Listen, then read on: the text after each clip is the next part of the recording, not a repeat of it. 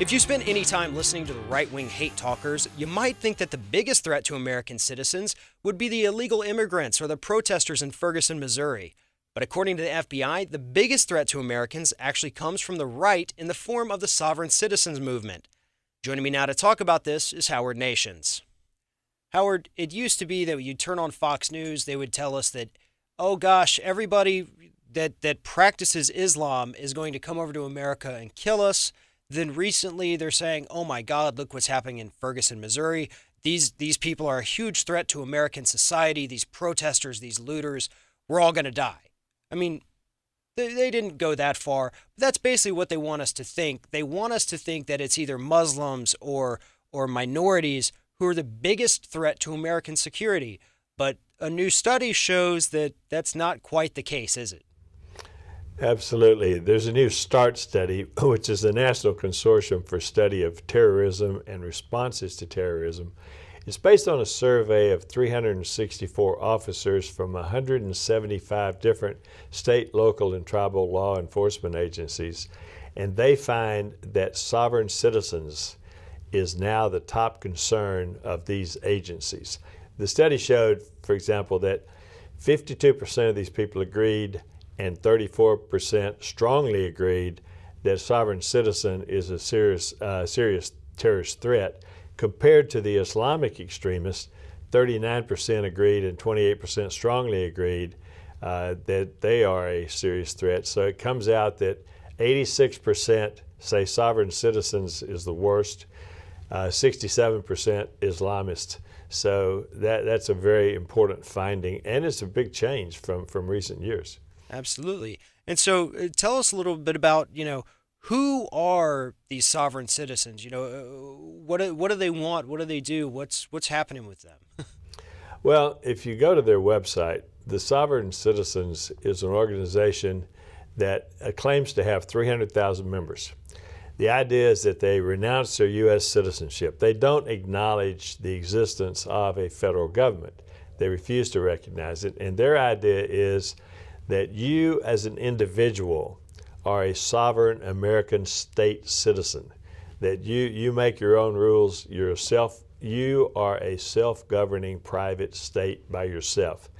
If you look at their Sovereign Citizens Handbook, it says the title is Title 4 Flag Says Your Swag. That's really the title of the Sovereign Citizens Handbook.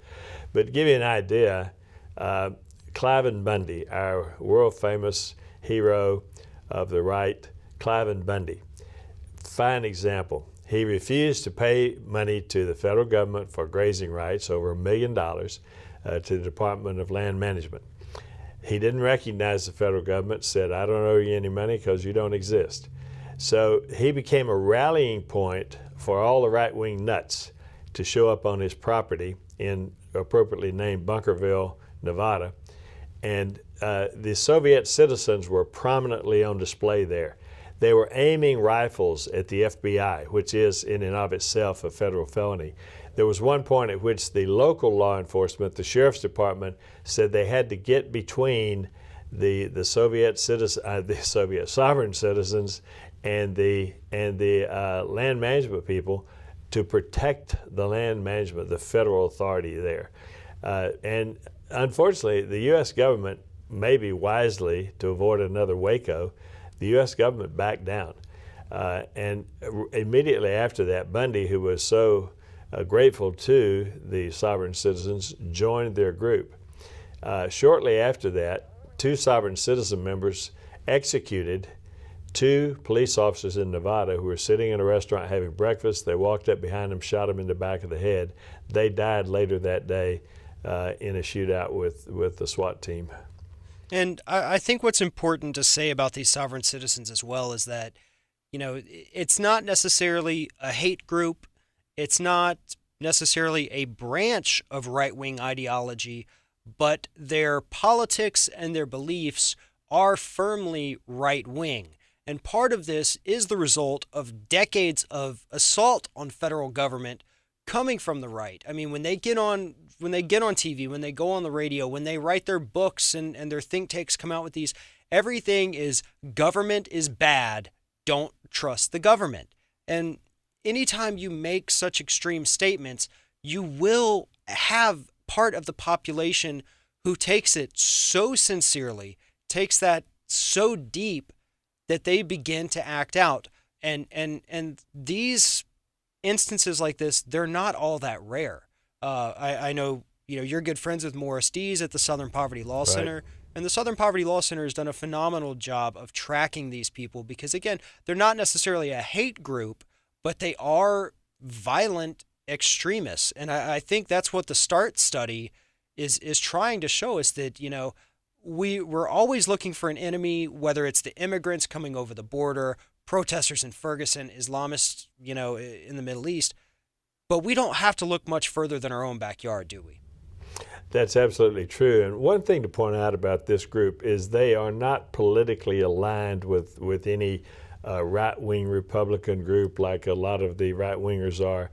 The only person's name I've ever seen come up in the discussion of sovereign citizens has been Ron Paul, which is the anti-federal government. The government shouldn't be in anything. And he's the only politician I've ever seen them mention.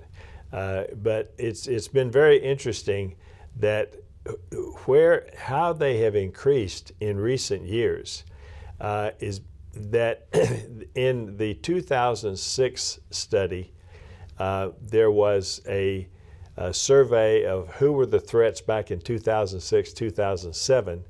And in that survey, the Islamists were first and the militia groups were second. But this organization, the Sovereign Citizens, were eighth. They were the eighth biggest threat in the country at that time.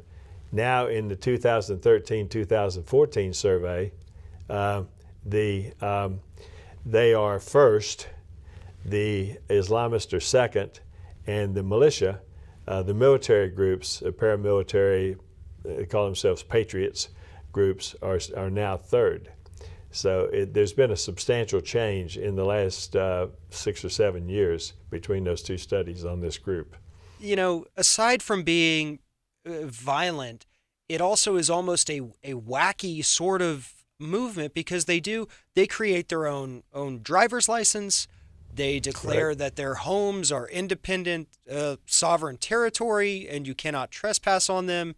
They make their own license plates in some instances, and if they weren't so violent and dangerous, it would be comical. But they are a very real threat, and so are these law enforcement agencies really, are they doing anything? Has there been any action taken to crack down on them at all? Well, fortunately, there's been activity. After the 2004 911 Commission report realized that only the FBI was engaged in counterterrorism. So they set about the goal from that commission report was to enhance intelligence efforts and information sharing and to bring law enforcement agencies from the state, local, and tribal agencies into the terrorist fight, into anti-terrorism. They're using the state, local, and tribal as for criminal intelligence and to coordinate intelligence and for information sharing.